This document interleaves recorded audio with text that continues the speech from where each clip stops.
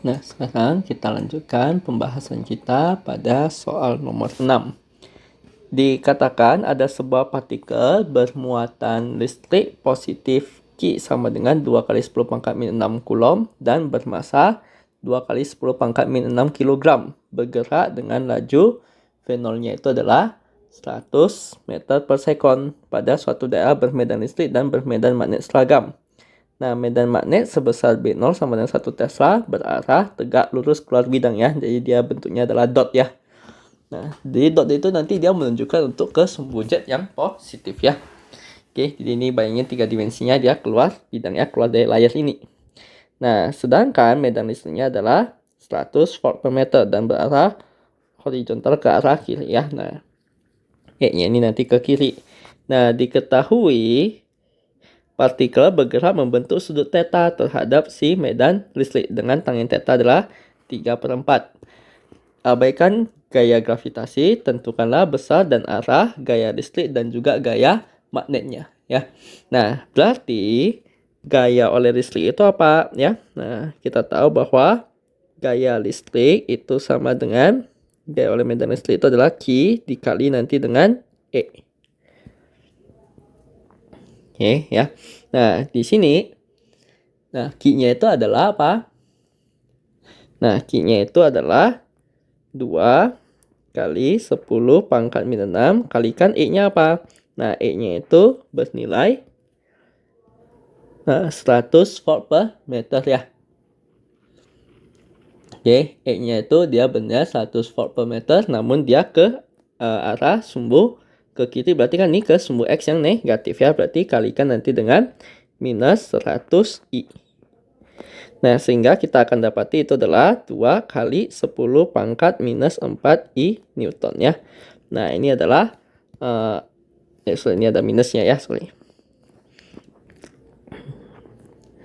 Oke, nah sehingga kita bisa mengatakan ya bahwa sehingga nanti si besarnya gayanya berarti FE-nya doang ya. Nah, jadi kalau saya tanpa tuliskan vektor ya itu berarti nunjukin si besarnya ya, yaitu 2 kali 10 pangkat min 4 Newton arah ke sumbu X negatif.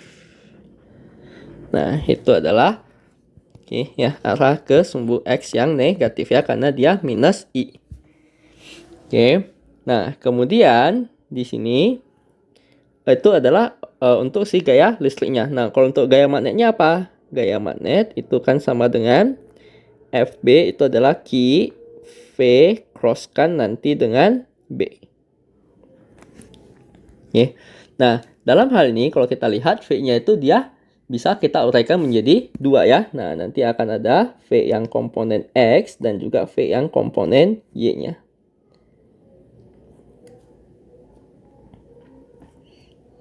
Ya, di mana ini komponen X-nya berarti ini samping per miring ya. Itu nanti jadinya adalah V cos dengan V0 cos nanti dengan theta ya. Sedangkan ini yang bagian sumbu Y-nya itu adalah depan per miring ya. Berarti itu adalah V0 sin theta. Nah, sehingga kita bisa tuliskan ya bahwa nanti si vektor kecepatannya itu akan sama dengan minus V0 cos theta I ditambah V0 sin theta J. Nah, dalam hal ini kita sudah tahu bahwa nilai tangen theta adalah 3/4. Nah kalau tangen theta-nya itu adalah 3/4, maka ya ini tinggal kita gambarkan si segitiga siku-sikunya saja ya. Nah, theta. Dari misalkan sudutnya ini adalah theta, tangen itu adalah depan per samping ya. Berarti ini adalah 3, ini 4. Sehingga sisi miringnya itu nanti adalah 5. Berarti kita akan dapati nanti sin theta-nya itu akan sama dengan depan per miring yaitu 3/5. Sedangkan untuk cos theta-nya itu adalah 4/5. Maka kita bisa tuliskan nanti ini menjadi minus V0-nya itu adalah 100 kali cos theta itu adalah 4/5 I ditambah ini 100 kali 3/5 C. Nah, sehingga ini akan menjadi minus 80 I tambah 60 J ya, meter per second. Oke ya. Nah, jadi di sini kita bisa tuliskan ini Q-nya itu kan adalah apa? Q-nya itu adalah 2 kali 10 pangkat min 6. Nah, V cross B-nya V cross B-nya berarti ini I, J, K ya. Nah, ini ada di minus V-nya berarti kan ada minus 80I. Minus 80I plus 60J ya, komponen Z-nya itu adalah 0. Kemudian si medan magnetnya cuma ada yang di komponen Z doang ya. Nah, yaitu sebesar 1 Tesla. Berarti ini 001. Nah, sehingga kita bisa hitung nih 2 kali 10 pangkat min 6 kalikan ya. Nah, untuk yang sumbu X-nya berarti kan ini kita tutup. Dapati ini 60 kali 1 kurangi nanti dengan 0 ya. Maka itu akan menjadi 60. Nah, kemudian untuk yang sumbu Y-nya ingat dinegatifkan terlebih dahulu. Nah, kemudian ini kita tutup. Minus 80 kali 1 itu minus 80 kurang 0 ya. Berarti min ketemu min nanti dia jadi plus 80. Dan untuk sumbu Z-nya berarti ini yang kita tutup. Ya, nah ini min 80 kali 0, 0. 60 kali 0 itu juga adalah 0 ya. Nah sehingga ini kalau kita kalikan nanti ini akan menjadi 120. Ya, ini nanti akan menjadi 120 ya. 160 kali 2 10 pangkat min 6 ya. Nah, berarti nanti ini bisa kita tuliskan sebagai 1,2 kali 10 pangkat min 4I. Ditambah nanti dengan 1,6 kali 10 pangkat min 4J Newton. Ya. Nah, itulah nanti si gaya magnetiknya ya. Ya. Nah, ini nanti adalah si gaya magnetiknya ya. Nah, berarti untuk besar gaya magnetiknya apa? Nah, besar gaya magnetiknya tinggal ini kita akar dari 1,2 kali 10 pangkat min 4 kuadrat ditambah nanti dengan 1,6 kali 10 pangkat min 4 kuadrat. Nah, sehingga kita bisa hitung itu nanti akan menjadi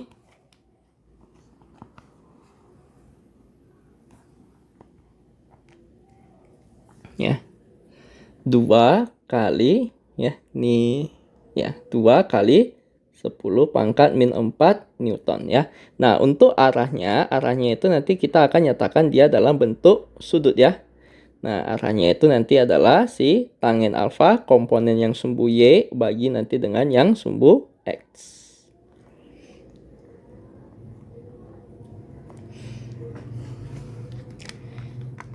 Maka kita akan dapati itu adalah 4/3. Nah, kita tahu tangen berapa? Yang nilainya itu adalah 4/3 ya. Nah, tangen yang nilainya 4/3 itu nanti adalah di 53,13 derajat terhadap sumbu X positif. Ya. Nah, itulah nanti si arah dari gaya magnetiknya ya. Ini besar dan juga nanti ini besar dan ini nanti adalah si arah untuk gaya magnetiknya ya. Nah, sedangkan ini nanti adalah besar untuk gaya listrik dan ini arah untuk gaya listriknya ya. Nah, itu untuk yang soal ke A. Nah, yang B, berapa besar dan arah percepatan gerak partikel? Nah, berarti di sini bisa kita tuliskan ya. Nah, dari hukum Newton itu adalah sigma F sama dengan M kali A. Nah, di partikel kita ini dia bekerja gaya apa saja? Bekerja gaya listrik dan juga nanti si gaya magnetnya.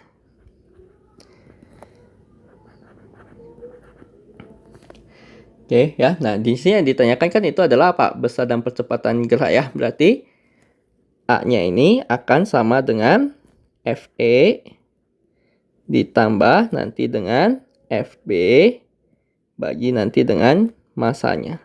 ya, yaitu Fe-nya apa ya? Gaya listriknya itu adalah 2 kali 10 pangkat min 4 ya, minus 2 kali 10 pangkat min 4 I. Nah, ditambah gaya magnetnya itu adalah 1,2 kali 10 pangkat min 4 I ditambah nanti dengan 1,6 kali 10 pangkat min 4 C. Bagikan nanti dengan si masa partikelnya ya, yaitu masa partikelnya adalah 2 kali 10 pangkat min 6.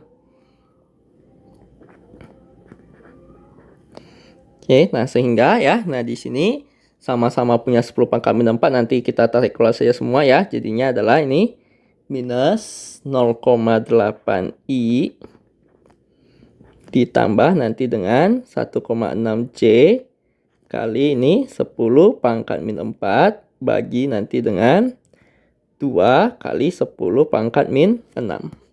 Nah, coret ini nanti jadi minus 2. Nah, sehingga kita akan dapati apa? Ya, nah ini masih bisa kita coret jadi 0,4. Coret nanti ini jadi 0,8 ya. Nah, ini bagi 10 pangkat min 2 itu kan sama kayak kita kali dengan 100. Sehingga kita akan dapati itu adalah minus 40I ditambah nanti dengan 80 J. Meter per sekon kuadrat. Oke, yang ditanya di sini itu lagi-lagi adalah besar dan arah percepatan gerak partikel. Nah, oke, nah berarti untuk besarnya, ya, nah besarnya itu berarti adalah apa?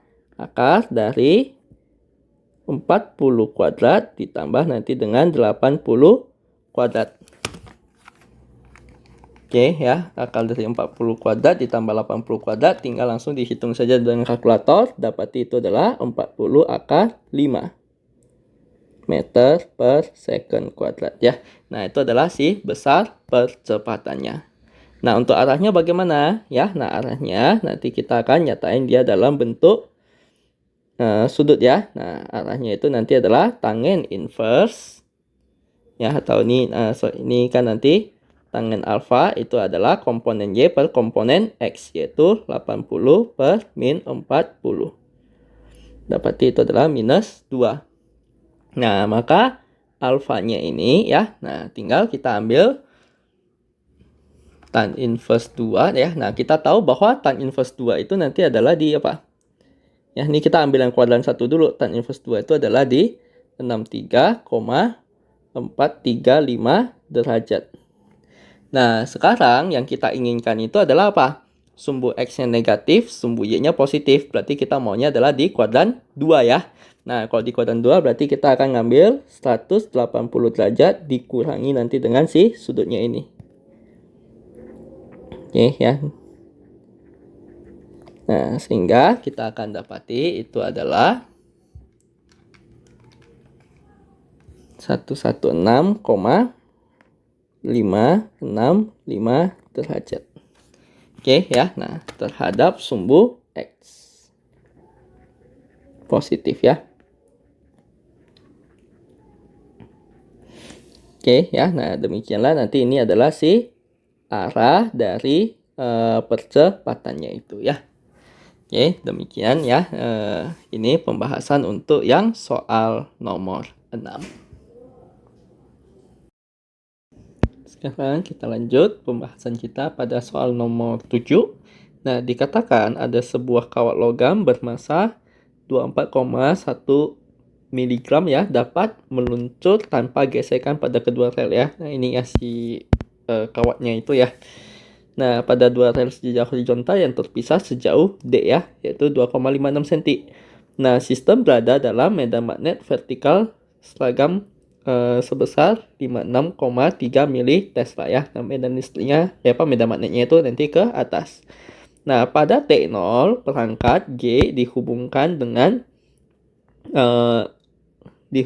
sehingga menghasilkan arus konstan sebesar I sama dengan 9,13 mili ampere ya.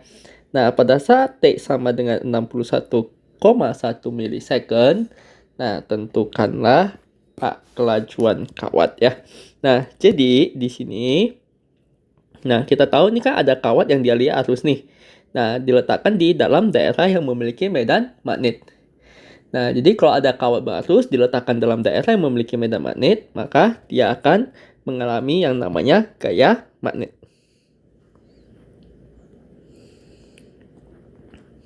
Oke, ya. Nah, gaya magnet yang nanti nilainya itu adalah I, L, crosskan nanti dengan B. Oke, ya. Nah, jadi untuk menentukan si ya arah L ini nanti dia akan searah dengan arusnya ya. Nah, untuk menentukan nanti si arah gayanya itu kemana ya, kita bisa menggunakan yang namanya aturan tangan kanannya, yaitu nah, jadi di sini ya, nah kita bisa lihat vektor pertamanya itu adalah si L-nya ya. Nah, berarti ini adalah si L-nya ya. Ingat arah L itu nanti diwakili oleh si arah arusnya. Oke, nah ini jari telunjuk itu adalah vektor keduanya, yaitu nanti ini adalah si B-nya ya. Nah, dan hasil perkalian cross-nya itu nanti ditunjukin oleh jari tengah ya.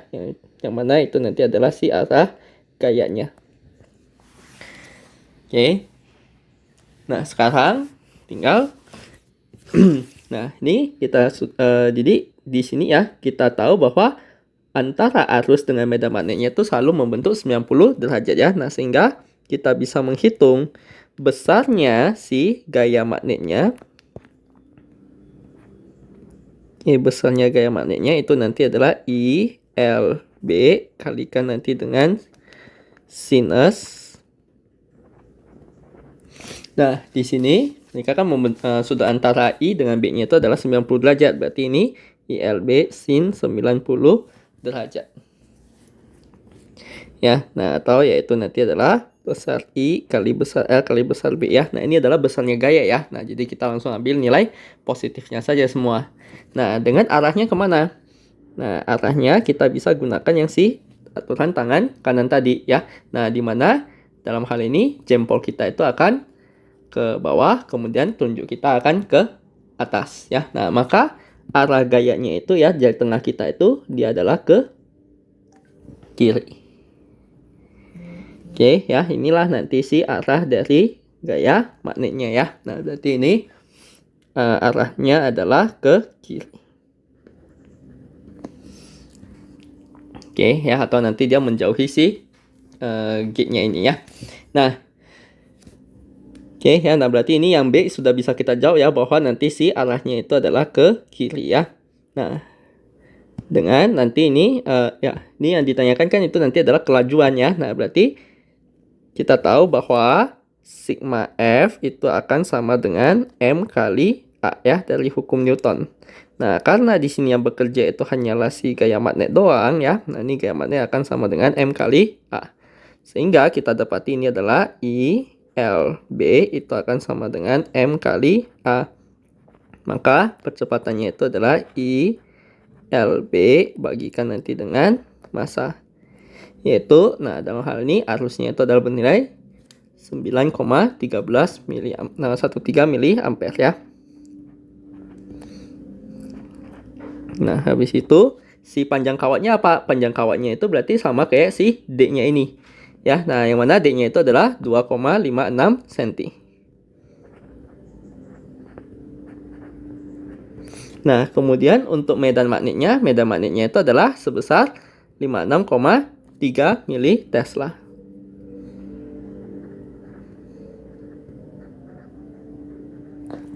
Dibagikan,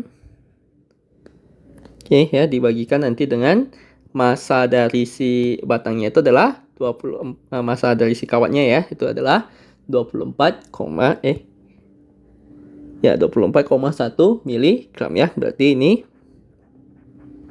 kita ubah dia ke dalam kilogram ya. Nah, jadinya adalah 24,1 kalikan nanti dengan 10 pangkat, ini sekali 10 pangkat min 6 ya. Nah, tinggal ini semua kita masukin saja dia ke dalam kalkulator.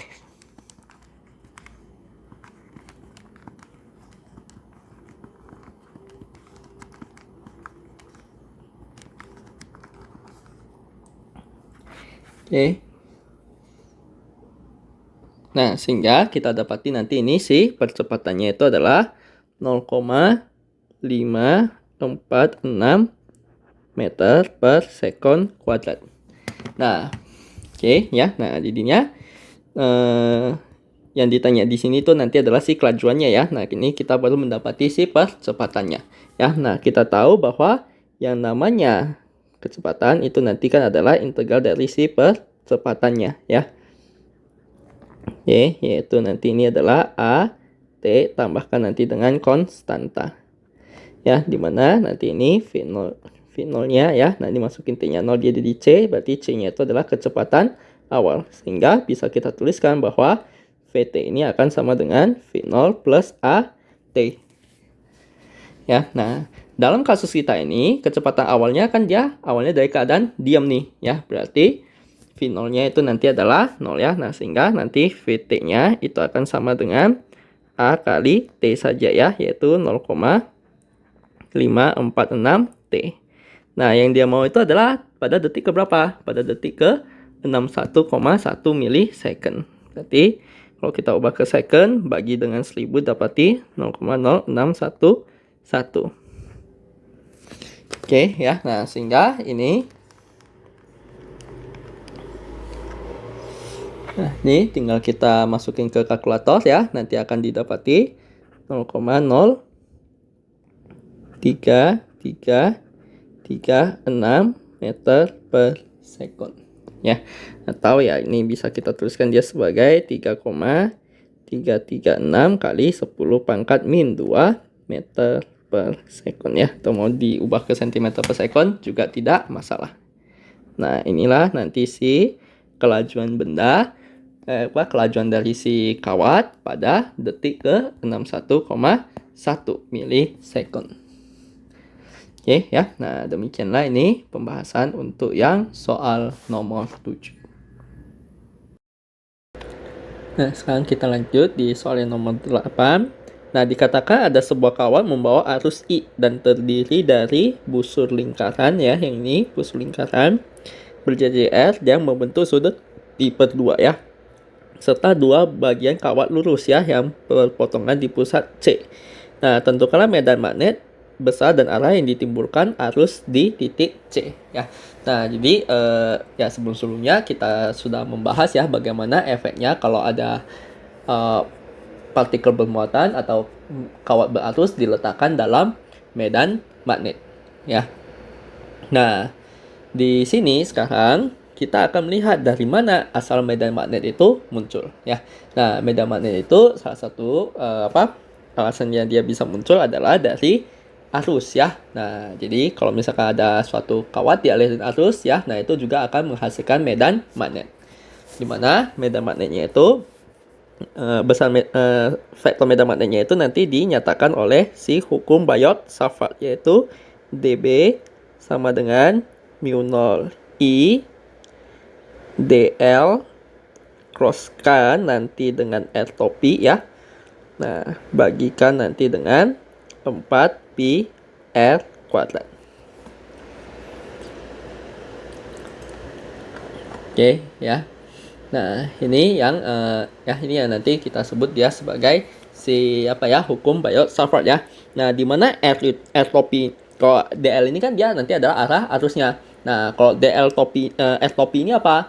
R topi ini dia adalah vektor satuan yang arahnya adalah dari partisi atau si sumber arusnya mengarah ke titik P-nya itu.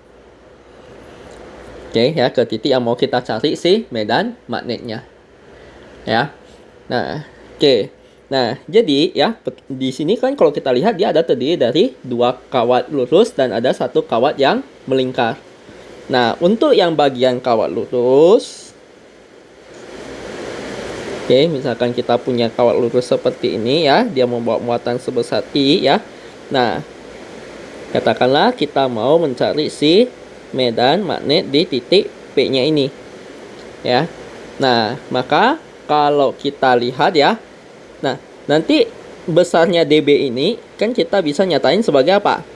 Besarnya mu0 IDL kalikan besarnya R topi kalikan nanti dengan sin theta per 4 pi R kuadrat. Nah, kita tahu bahwa nanti besarnya R topi ini adalah 1 ya. Nah, berarti jadinya adalah mu 0 IDL per 4 pi R kuadrat sin theta ya. Nah, ini nanti si besarnya. Oke. Untuk arahnya itu nanti bisa kita gunakan kembali si aturan tangan kanan tadi ya. Nah, karena kita masih memakai perkalian cross, di mana arah dari IDL-nya itu ya, arah arusnya itu nanti ditunjukkan oleh si jempol. Sedangkan arah R topinya itu nanti ditunjukkan oleh si jari telunjuk ya. Dan nanti si arah medan magnetnya ditunjukkan oleh si jari tengahnya. Nah, jadi di dalam kasus ini kita bisa lihat arah dari IDL-nya kemana? Arah dari IDL-nya itu adalah ke kanan. Nah, kemudian arah R topinya apa ya? Jadi kalau misalkan saya ambil satu partisi di sini nih. Ya, kita tahu bahwa arah IDL-nya itu kan adalah ke kanan ya. Nah, sekarang R topi itu kan adalah vektor yang nanti ya dari vektor yang kita tarik dari si sumber arus mengarah ke titik P-nya itu. Ya, nah berarti dia juga ke kanan. Oke. Nah, berarti dalam hal ini karena IDL sama R sama-sama ke kanan, berarti sudut yang mereka bentuk itu berapa? Sudut yang mereka bentuk itu nanti adalah 0. Ya. Nah, sehingga kalau kita punya kawat lurus mau mencari di samping seperti ini ya. Nah, karena arah IDL dan R topinya itu sama, maka nanti si besarnya medan listriknya itu akan sama dengan ya. Nah, ini karena sin tetanya itu adalah 0, maka nanti dB-nya itu akan sama dengan 0 ya. Nah, otomatis nanti si medan listriknya pasti akan sama dengan 0. Oke ya. Nah, jadi sebagai kesimpulan, kalau kita punya satu kawat lurus ya. Nah, jadi kalau kita mencari medan magnet ya di sepanjang yang searah dengan si kawatnya itu ya. Nah, maka pasti medan magnetnya itu akan sama dengan 0 ya. Jadi di sepanjang garis ini kalau kita cari medan magnetnya pasti akan sama dengan 0. Nah, tapi kalau kita tinjau di atas ataupun di bawah ya itu berarti dia tidak lagi sama dengan 0 ya, akan ada nilainya. Nah, sehingga untuk kasus kita yang ini berarti kita udah tahu bahwa B yang dihasilkan oleh kawat 1, nah ini kan dia sejajar dengan si titik C-nya itu sejajar nanti dengan si kawatnya kan. Dan si titik C itu juga sejajar dengan si kawat 2 ini. Ya, nah sehingga B1 sama B2 itu otomatis akan sama dengan 0. Oke, ya. Nah, sekarang untuk yang si kawat melingkar ini, ya. Nah, untuk kasus yang kawat melingkar,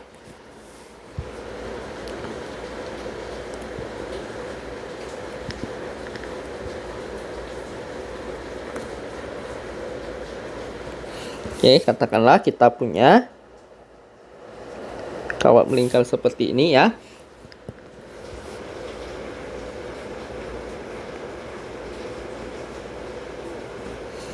Oke, nah ini jari-jarinya adalah R, katakanlah nanti dia membawa sudut sebesar alfa ya. Nah, oke, jadi sama caranya ya. Nah, kita akan partisi dulu ya. Nah, ini katakanlah nanti si arusnya itu kita bikin dia berlawanan arah jarum jam ya. Nah, ini kita partisi terlebih dahulu ya. Nah, misalkan kita ambil satu bagian di sini. Oke, satu bagian pada titik ini. Nah, kita tahu nanti arah IDL-nya itu adalah ke ya, dia akan tegak lurus sama lintasannya kan. IDL-nya ya. Nah, arah R topinya kemana? Arah R topi itu kan mengarah dari si arus kita mengarah nanti ke titik yang mau kita cari si medan magnetnya ya. Katakanlah nanti ini di titik P gitu ya. Nah, berarti arah R topinya itu adalah ke sini. Ya. Nah, sehingga kita bisa menghitung besarnya IDL crosskan nanti dengan R topi itu adalah apa? Besarnya IDL kali nanti besarnya R topi kali nanti dengan sin. Nah, kalau kita lihat sudut yang dibentuk antara IDL dengan R topi selalu membentuk 90 derajat. Oke, jadi di sini kita bisa tuliskan dia 90 derajat. Maka nanti ini akan menjadi IDL ya. Nah, untuk R topinya, nah, R topi ini kan vektor satuan nih. Nah, vektor satuan itu kan definisinya adalah apa? Vektor satuan itu definisinya adalah vektor yang besarnya satu satuan. Oke ya, vektor yang besarnya itu nanti adalah satu satuan ya. Nah, sehingga besarnya R topi ini pasti sama dengan 1. Oke ya. Ini besarnya pasti akan sama dengan 1 ya, karena dia adalah vektor satuan. Sin 90 derajat itu nanti juga adalah 1. Oke. Nah, sekarang untuk kasus yang kawat melingkar ya. Nah, ini kalau kita zoom in ya, si titik ini kalau kita zoom in, maka kita akan melihat bentuknya nanti seperti apa. Dia nggak benar-benar satu titik ya. Nah, tapi sebetulnya ya nanti dia akan seperti ini ya. Oke, nah inilah nanti si panjang DL-nya ya. Katakanlah nanti sudutnya ini adalah D theta dan ini nanti adalah si jari-jari. Maka kita tahu bahwa apa? Panjang busurnya ini DL itu akan sama dengan R kalikan nanti dengan D theta. Nah, maka di sini kita bisa tuliskan nanti dia menjadi I R D theta. Ya, jadi DL-nya tinggal langsung kita substitusikan saja. Nah, sehingga nanti di sini ya kita sudah bisa menuliskan bahwa nanti DB besar DB itu kan tadi adalah ini mu 0 per 4pi kalikan nanti besarnya IDL crosskan nanti dengan R topi ya. Karena ini kita cuma cari besarnya saja ya. Nah, bagi nanti ini R kuadrat. Ini akan sama dengan mu 0 per 4pi. Ideal cross R itu adalah apa? Ideal cross R itu adalah I R D theta. Oke, itu nanti adalah I R D theta ya. Nah, kemudian bagikan nanti dengan ya R kecil ini adalah apa? R kecil ini adalah jarak dari partisi sampai ke titik yang mau kita cari medan magnetnya ya. Nah, kalau kita lihat ini jaraknya itu adalah apa? Nah, ini jaraknya itu adalah R besar ya. Nah, jadi ini R besar kuadrat. Nah, ini bisa kita coret, maka nanti ini akan menjadi DB sama dengan mu 0I per 4pi R D theta. Oke, maka B-nya itu akan ya, ini kan adalah DB-nya nih. Berarti kalau yang kita mau kan adalah jumlahan keseluruhan DB dari ujung sini sampai ujung sini ya. Nah, berarti B-nya itu akan sama dengan integral mu 0I per 4pi R ya, D theta. Nah, kita mau jumlahinnya kan tadi dari sudutnya di sini itu ya adalah 0 sampai nanti ke alfa. Oke, nah mu 0I per 4pi R ini hanya konstanta, jadi kita tarik keluar. Sisanya tinggal integral 0 sampai alfa dari D theta. Nah, integral dari D theta itu adalah apa? Integral dari D theta itu nanti jadinya adalah theta dengan batasan 0 sampai alfa. Masukin batas atas keluar batas bawah, maka kita akan dapati ini adalah mu 0I per 4pi R kalikan nanti dengan sudutnya ya, yaitu ya sudut yang dibentuknya yaitu dia sebesar alfa. Ya, nah ini kita sudah dapati besar medan magnetnya. Nah, untuk arahnya bagaimana? Nah, untuk arahnya kita bisa gunakan aturan tangan kanan tadi. Nah, IDL-nya berarti jempol kita ke arah sini nih. Ya, sedangkan R topinya kan ke sini ya. Nah, telunjuk kita ke arah sini. Maka kita bisa melihat nanti si jari tengah kita kemana? Jari tengah kita itu akan keluar bidang. Oke ya, berarti nanti si B-nya itu akan keluar bidang. Oke ya, nah ini nanti arahnya keluar bidang ya. Kalau dia putarannya itu searah dengan jarum jam ya. Nah, jadi mudahnya adalah kita bisa gunakan bisa gunakan nanti si tangan kanan ya untuk menunjukkannya ini ya. Nah, di mana nanti tangan kanan yang dimaksud di sini ya. Nah, ini khusus untuk kawat melingkar nih. Nah, aturan tangan kanannya kita juga bisa pakai ya. Nah, keempat jarinya itu nanti akan nunjukin putaran arusnya, ya, dan jempol itu nanti yang akan nunjukin arah medan magnetnya. Ya, jadi kalau kita mengepalkan tangan kita ya, nah arah dari keempat jari ini itu nanti nunjukin arah arus ya, sedangkan nanti arah jempol kita itu akan menunjukkan si arah medan magnetnya. Oke ya, nah sekarang kita sudah dapati ya bagaimana medan magnet yang dihasilkan oleh si kawat melingkar ya. Nah, maka kita kembali lagi pada kasus kita yang ini.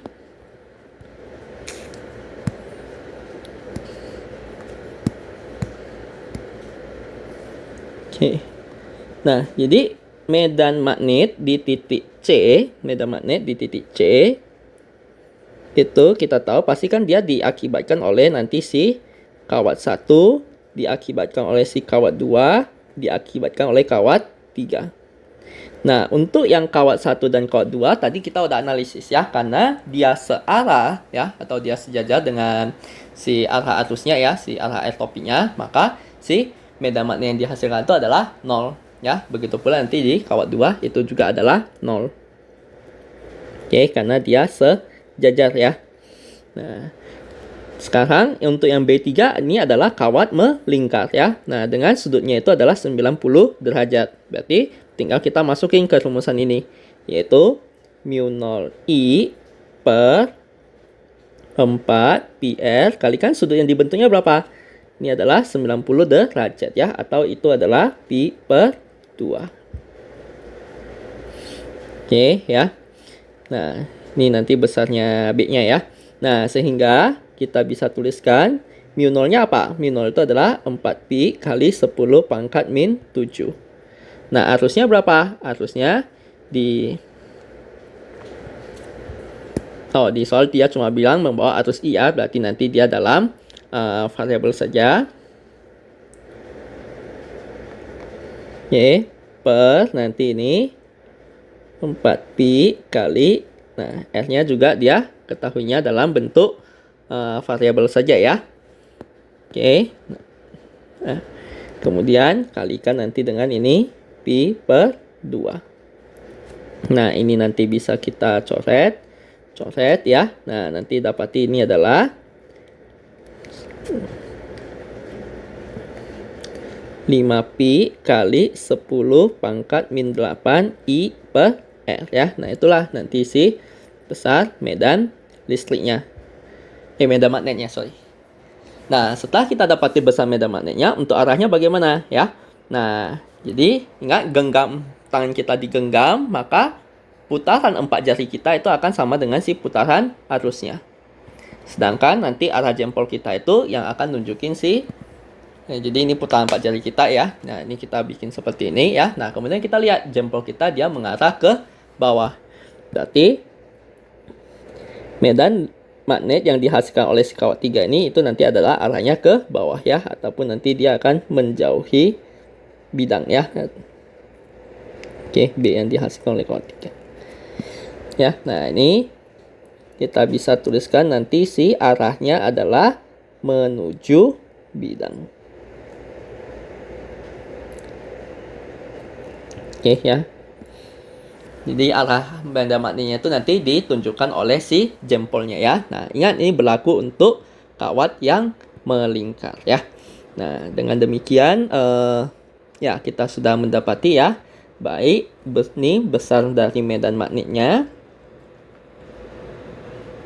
Oke, dan ini nanti adalah arah dari si medan magnetnya itu. Oke ya.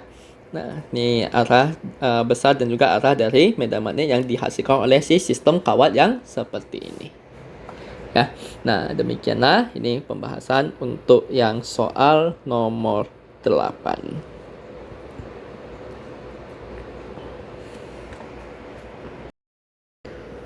Kita lanjutkan pembahasan kita di soal nomor 9.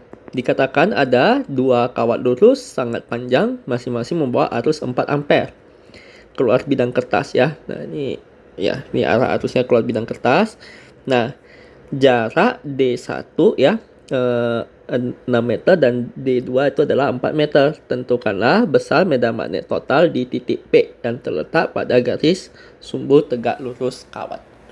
Oke, nah sekarang ini kan kita bicara di kawat sangat panjang ya. Nah, untuk kawat sangat panjang, maka medan magnetnya itu nanti bisa kita cari dengan memanfaatkan hukum Ampere. Oke, ini katakan ini ada arusnya ya. Nah, ini nanti kawat sangat panjang. Nah, maka pada kasus ini kita akan bikin dulu 1 amperian loopnya. Oke ya, nah jadi amperian loop ini sebetulnya nanti adalah si suatu permukaan hayalan gitu ya. Bukan permukaan, dia suatu garis hayalan doang. Oke.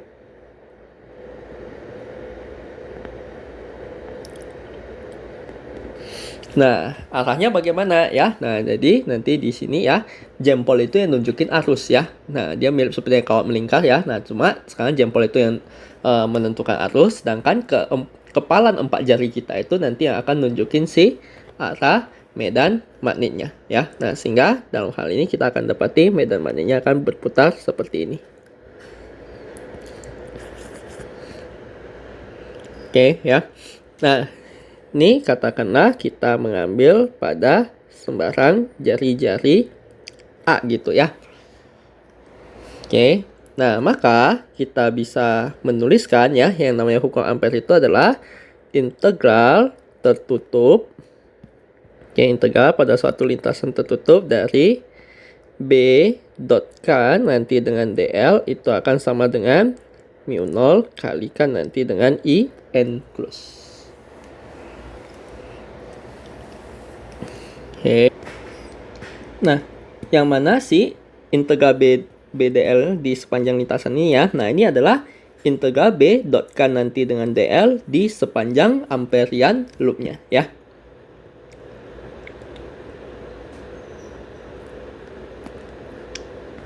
Nah, sedangkan nanti ini I enclose itu nanti adalah total arus yang ada di dalam amperian loopnya ini ya. Nah, dalam hal ini kita bisa menghitung integral BDL-nya apa? Berarti itu nanti adalah, nah karena di sini B sama arah amperian loopnya ini kan sejajar ya. Ya, nah sama ya. Nah, karena arahnya sama berarti kan sudut yang mereka bentuk adalah 0.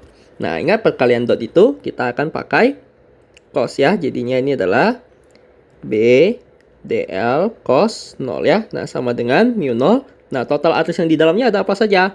Cuma ada si arus I ini doang.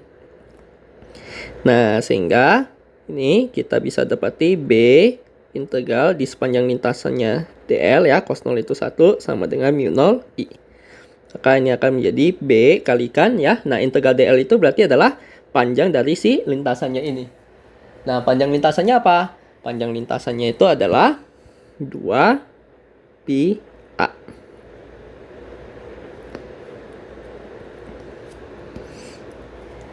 Oke, 2 pi A ya. Nah, ini akan sama dengan mu 0 kalikan nanti dengan I. Maka kita akan dapati B-nya itu nanti adalah, besar medan magnetnya itu nanti adalah mu 0 I per 2 pi A. Oke ya, nah itulah nanti medan magnet yang dihasilkan oleh si satu kawat lurus yang berarus.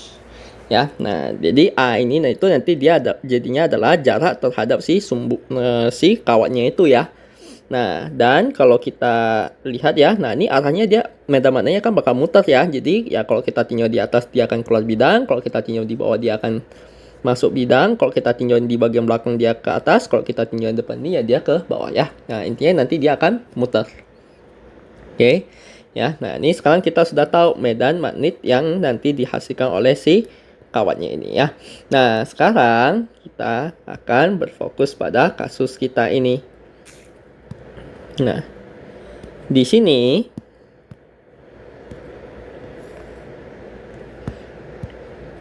oke ya. Nah, di sini ya. Nah, ini kan ada 2 kawat ya. Nah, ini pasti nanti dia akan ngasilin medan magnet di titik sini. Oke ya, nah demikian pula dengan yang nanti dari bawah.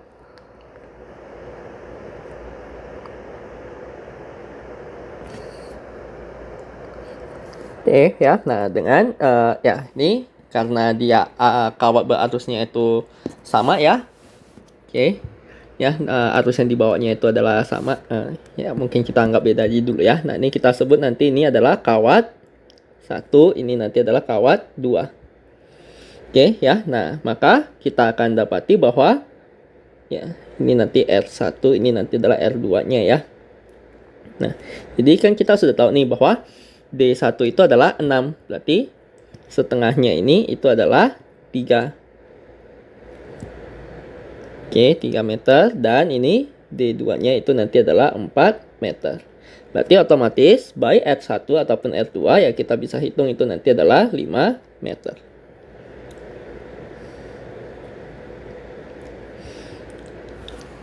Oke, ya. Nah, sekarang kita sudah bisa menghitung ya nanti si B1 itu kan berarti nanti adalah apa? B1 itu nanti adalah mu 0 I1 per 2 pi R1 ya. Nah, sedangkan nanti si B2 itu nanti adalah mu 0 I2 per 2 pi kali R2. Oke ya, nah dalam hal ini kita dapati I1 itu kan sama saja dengan nilai I2 ya, sama-sama 4 ampere. Jadi kita sebut sebagai I saja. Dan R1 ini sama dengan R2 juga ya, jadi kita sebut nanti sebagai R saja ya.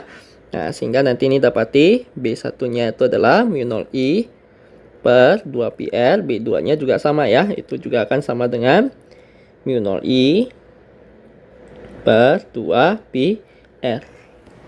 Nah, sekarang tinggal kita tentuin arahnya. Nah, jadi ini kan dia arah dari si medan, arah dari arusnya itu kan dia akan keluar bidang ya. Nah, berarti arah medan listriknya, medan magnetnya itu dia bakal muter. Oke ya, dia bakal muter seperti ini. Ya. Nah, kalau kita perbesar lagi ya. Oke, jadi ini kita akan coba lihat ya. Nah, jadi di sini kan kita mau nanti dia ya satu lingkaran yang sangat besar ya sampai nanti dia menyentuh si titik P-nya itu ya. Oke, ini masih kurang besar. Sedikit lagi. Sedikit lagi.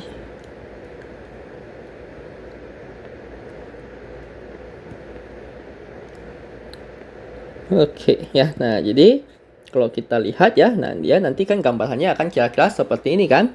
Nah, ini karena arusnya itu nanti adalah, ini saya agak angkat dulu ya si gambarnya ini.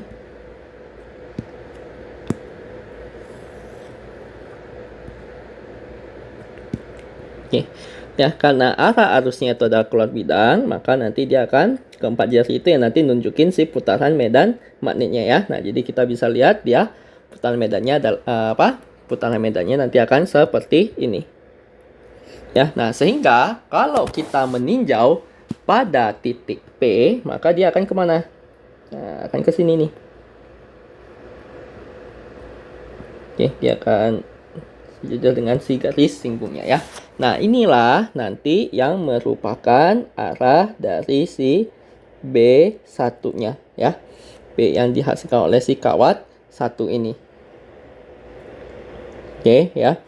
Nah, si B1 ini ya.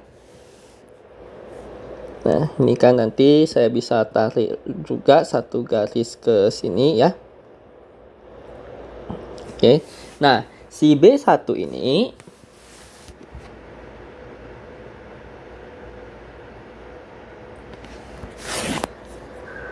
Nah, B1 ini nanti kita bisa uraikan ya gayanya ke sumbu X dan juga nanti sumbu Y-nya.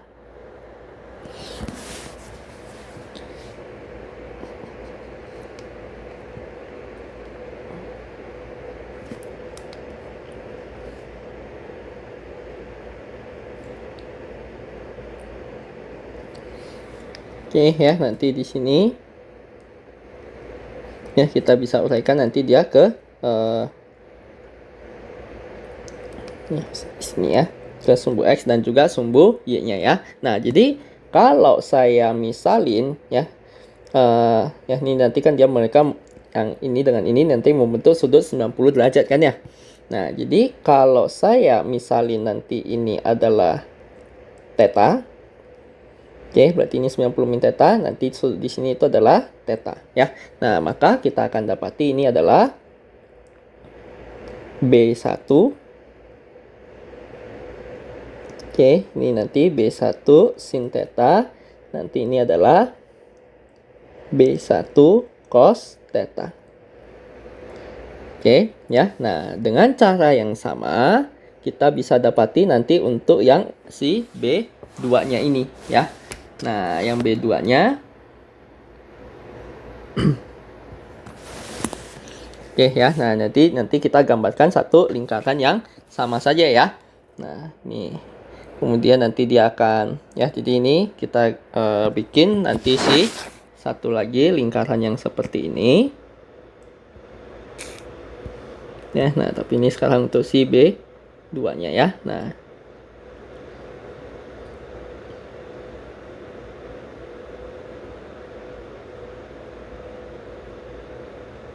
ya kira-kira seperti inilah ya. Nah, di sini kita akan mendapati bahwa nanti si arah medannya itu kemana? Ya, nah berarti nanti ini arah medannya itu adalah yang ke sini.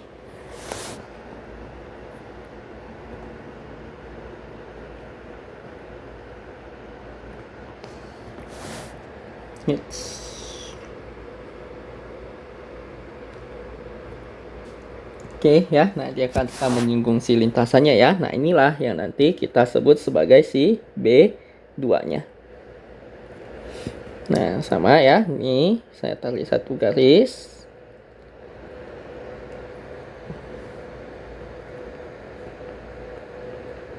Ya. Nah, ini mungkin si lingkaran-lingkaran ini sekarang saya hapus saja ya supaya tidak bingung.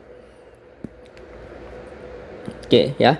Nah, jadinya kalau sudutnya ini theta, ini kan nanti dia ke sini ya. Oke, nah ini kan nanti mereka juga akan membentuk sudut 90 derajat ya. Nah, oke. Nah, jadi kalau saya mengambil nanti si sudutnya ini itu adalah ya, nanti ini 90 derajatnya itu adalah di sini.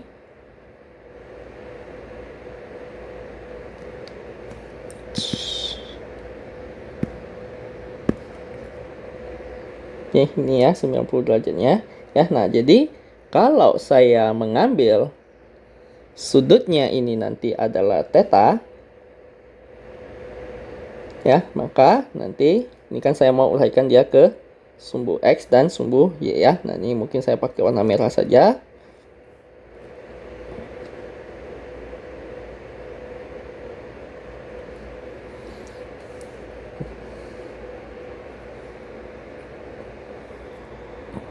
Oke ya. Nah, jadi kan kita sudah tahu nih bahwa nanti si sudutnya ini itu nanti adalah theta nih ya. Nah, berarti nanti sudut di sini dia juga adalah theta ya. Nah, sehingga bisa kita uraikan nanti yang ke sini itu adalah B2 cos theta, nanti yang uraikan ke sini itu adalah B1 sin theta. Oke ya. Nah, maka dalam hal ini kita bisa dapati bahwa total medan magnet di titik P itu adalah apa? Nah, untuk yang komponen sumbu X itu nanti adalah B1 kurangi B1 sin theta kurangi nanti dengan B2 sin theta I ditambah nanti dengan ya ini B1 cos theta tambah B2 cos theta J. Nah, dengan demikian tadi kita sudah dapati bahwa B1 sama B2 itu besarnya akan sama saja. Ya, nah B1 sama B2 akan sama saja, artinya ya berarti sumbu X ini akan saling menghilangkan. Oke, ya. Nah, ini akan saling menghilangkan ya. Nah, sehingga nanti hanya menyisakan yang komponen di sumbu ya, komponen yang nanti di sumbu Y saja ya. Nah, karena ini B1 dan B2 juga adalah sama, maka nanti ini dia akan jadi, ya kita sebut saja 2B1 cos theta J. Yang mana B1-nya itu adalah mu 0I per 2pi kali R kali cos theta-nya itu apa ya? Nah, sudut theta-nya kan ini nih ya. Nah, cos itu kan adalah samping per miringnya. Nah, berarti itu adalah D2 per R. Nah, tinggal kita masukin ini 2 kali 4pi kali 10 pangkat min 7 kalikan nanti si arusnya itu adalah 4 ampere. Bagikan nanti dengan ini 2pi kali R-nya itu tadi adalah 5 meter. Nah, D2-nya itu adalah 4 meter per 5 meter. Oke, coret. Nanti ini adalah 2 ya. Nah, sehingga kalau kita masukin kalkulator,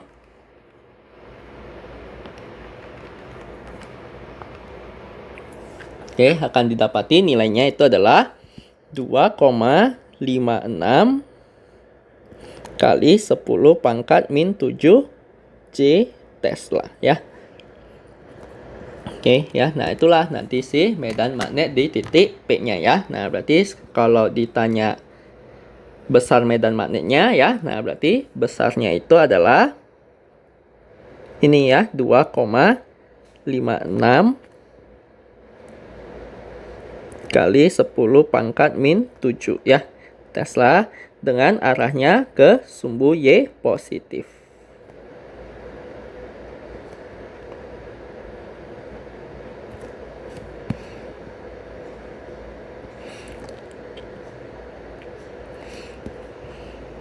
Oke ya, nah ya demikianlah ini pembahasan untuk yang soal nomor 9. Kita lanjutkan pembahasan kita pada soal nomor 10. Dikatakan ada 5 kawat panjang sejajar dalam bidang XY dipisahkan sejauh 50 cm ya. Jadi ini masing-masing D-nya 50 cm.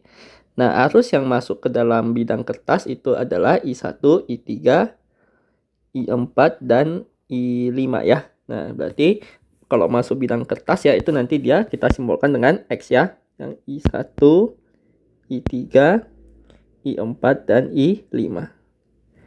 Nah, sedangkan arus yang keluar dari bidang kertas adalah si I2 ya. Nah, ini kita simbolkan nanti dengan titik. Nah, tentukanlah besar gaya total persatuan panjang pada kawat 3 akibat kawat-kawat lain ya. Nah, sekarang kita sudah tahu ya bahwa misalkan kita punya satu kawat nih ya. Nah, di soal sebelumnya kita sudah menguraikan ya bahwa kalau kita punya kawat berarus ya. Nah, ini kita ambil. Oke, kita bikin nanti ini satu permukaan si amperian loopnya. Oke ya. Nah, oke, dengan ini kita sebut jari-jarinya adalah A, maka kita bisa tuliskan bahwa integral tertutup, oke, jadi menggunakan hukum ampere ya, integral tertutup B dot K nanti dengan DL itu akan sama dengan mu 0 kali I enclose. Ya, yang mana di sini integral B dot DL berarti itu adalah integral ya di sepanjang garisnya dari B kalikan dengan DL kali nanti. Nah, di sini kan arah medan magnet sama arah loopnya ini adalah sama. Ya, nah sehingga ya sudut yang mereka bentuk itu nanti adalah 0. Oke. Dan total arus yang ada di dalamnya itu hanya ada si arus I ini saja.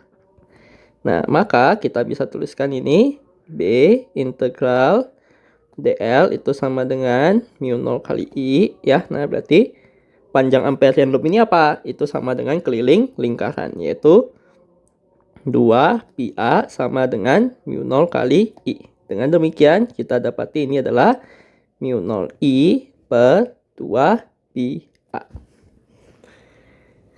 Oke. Nah, sekarang katakanlah kita punya 2. Jadi, ini kawat berarus itu kan dia menghasilkan medan magnet nih ya. Nah, jadi katakanlah sekarang kita punya 2 kawat lurus yang sangat panjang.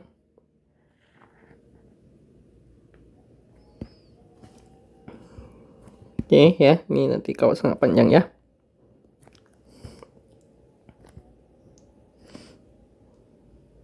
Oke. Nah, katakanlah mereka memiliki arah arus yang sama ya, sama-sama ke atas. I1, ini I2.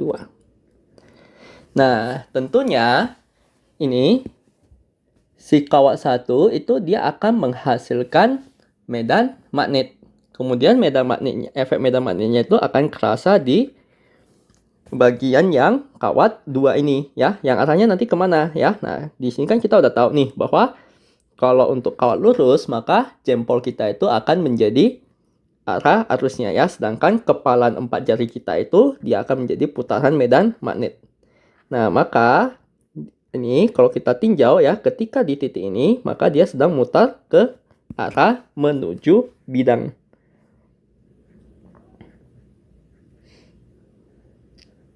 Ya, dia nanti arah medan magnetnya itu adalah menuju bidang. Nah, sehingga ya, nah ini medan magnet yang dirasakannya itu tentu yang dihasilkan nanti oleh si B1. Nah, sekarang kita tahu lagi bahwa kalau ada kawat berarus di daerah medan magnet, dia akan mengalami yang namanya gaya magnet ya. Nah, yang gaya magnetnya itu bisa kita nyatakan nanti sebagai FB itu akan sama dengan IL crosskan nanti dengan B. Nah, tentunya, nah ini kan pasti gaya yang dialami oleh si, jadi di sini kita hanya mau mencari nanti besarnya saja dulu ya. Nah, berarti kita tahu ya bahwa ini nanti adalah F21 ya, gaya yang dialami oleh si kawat 2 akibat dia ada interaksi dari kawat pertamanya ini.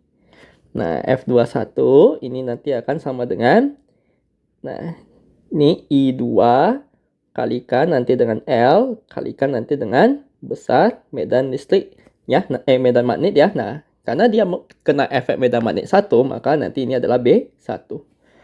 Sehingga kita bisa tuliskan nanti ini akan menjadi I2 kali L ya. Nah, B1 itu adalah ini rumusannya ya.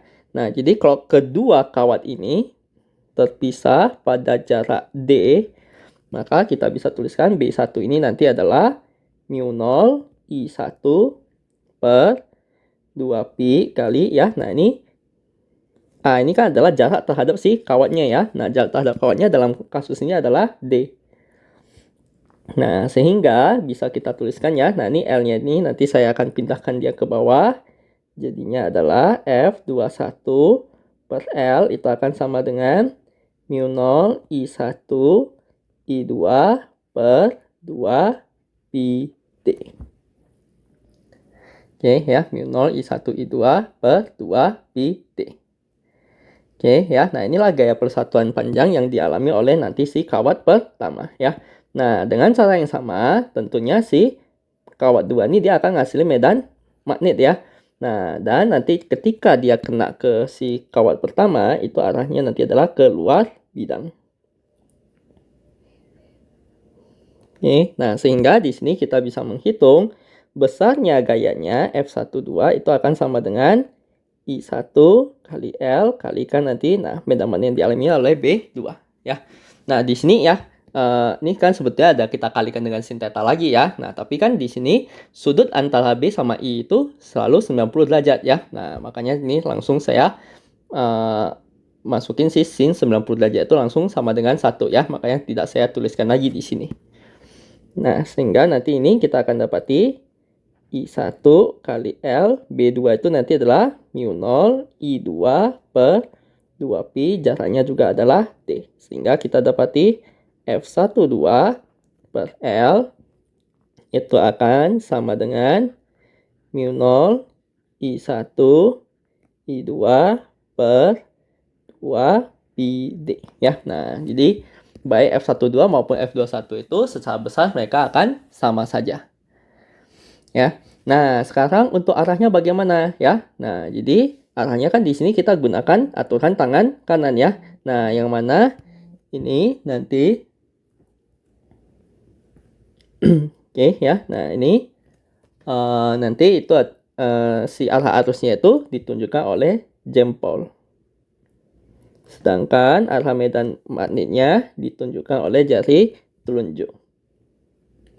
Ya, nah arah dari si medan magnetnya itu akan gaya magnetnya itu akan nanti ditunjukkan oleh si jari tengah.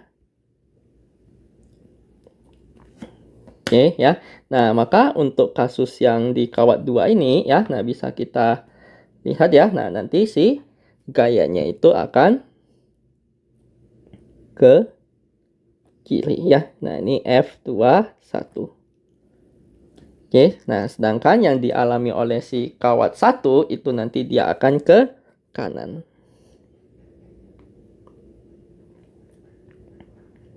F12 ya. Nah, jadi ya ini untuk mudahnya ya, nanti sebagai kesimpulan saja ya. Nah, kalau arah arusnya sama, mereka pasti akan cenderung gayanya itu akan saling tarik-menarik ya. Nah, tapi kalau arah arusnya berbeda, mereka akan saling tolak-menolak. Oke ya. Nah, sekarang kita sudah tahu besarnya si F12 maupun F21 ini ya. Nah, sekarang kita akan coba melihat di sini.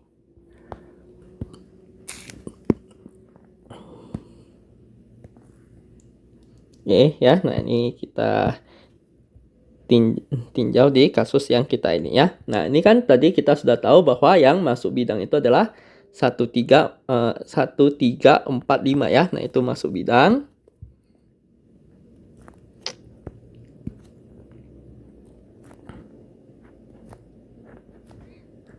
Nah, sedangkan yang 2 itu nanti keluar bidang.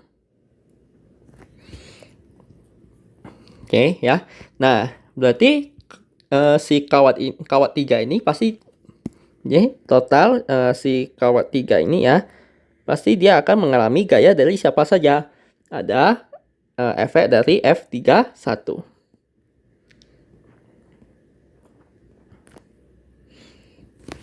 Oke ya. Nah, ini kan kalau kita perhatikan ya. Nah, ini kan dia arah arusnya itu searah kan. Nah, arusnya searah berarti mereka akan cenderung nanti saling tarik menarik gitu ya. Oke ya. Nah, kita tahu nanti F31-nya itu adalah ke kiri ya. Nah, karena dia ke kiri berarti nanti dia nilainya adalah minus ya. F31 per L. Nah, kemudian ini antara 3 dan 2. Nah, arah arusnya kan berlawanan ya. Nah, kalau arah arus berlawanan, mereka nanti gayanya itu cenderung akan tolak menolak ya. Nah, sehingga kita akan dapati nanti F32-nya adalah ke kanan. Ya, berarti nanti ini plus F32 per L. Nah, kemudian interaksi dengan yang kawat 4 ini arah arusnya searah. Ya, arah arus searah ya. Nah, berarti seperti tadi mereka akan cenderung tarik menarik ya. Nah, berarti nanti ini akan ada juga si F34 ya. Nah, karena dia ke kanan berarti nanti di plus.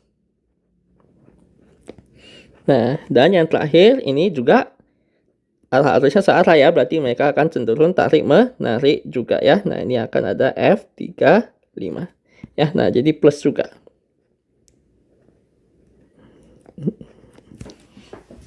Oke, nah sehingga kita bisa tuliskan nanti ini menjadi apa? Ya, nah ini F31-nya itu adalah minus mu 0 I1 I3 per 2pi ya. Nah, jarak dari ya. Ini jarak dari si kedua kawat 1 dengan kawat 1 dengan kawat 3 adalah 2D ya. Jadi ini 2pi kali 2D. Nah, habis itu ditambah F32 itu mu 0 I2 I3 per 2pi kali ya. Nah, jarak antara kawat 3 dengan 2 itu adalah D. Nah, tambah nanti ini mu 0 I3 I4 per 2pi kali nanti dengan ya. Nah, ini jarak antara kawat 3 dengan kawat 4 itu adalah D. Dan ini adalah mu 0 I3 I5. Nah, jarak antara si kawat 3 dengan kawat 5 itu nanti adalah 2D. Oke, nah ini sama-sama punya mu 0 per 2pi D ya. Jadi kita boleh tarik keluar. Nah, ini nanti sisa tinggal minus I1 I3 tambah, ini per 2 ya. Nah, tambah nanti I2, I3, tambah nanti ini I3, I4, tambah nanti ini I3, I5 per 2. Nah, tinggal kita masukin angka-angkanya, yaitu nanti ini adalah 4pi kali 10 pangkat min 7 per 2pi kali si D-nya itu adalah 50 cm ya. Nah, 50 cm kita ubah ke dalam meter ya. Nah, jadinya adalah 0,5. Nah, kalikan ini minus I1-nya adalah apa? I1 itu 2 dan I3 0,25 ya. 2 kali 0,25 per 2 ditambah I2, I3 ya. Nah, I2-nya itu adalah 4 ya. 4 dikali nanti I3-nya adalah 0,25 ditambah ini I3-nya I3, I4 ya. 0,25 kali 4.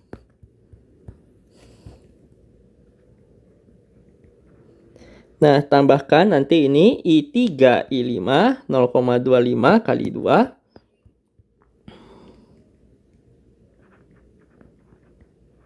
Bagi nanti dengan 2 ya. Nah, ini nanti akan habis ya. Nah, ini coret-coret jadinya adalah 2. Oke, nah sehingga nanti ini 2, ini 4 kali 0,25 kan 1, tambah 1 itu 2, 2 kali 2 4, 4 bagi 0,5 itu adalah 8 ya. Nah, 8 kali 10 pangkat min 7 Newton per meter. Oke ya, nah itulah gaya total yang nanti dialami oleh si kawat 3 ya, akibat nanti interaksinya dengan kawat-kawat yang lainnya. Oke ya, nah ini pembahasan untuk yang soal nomor 10.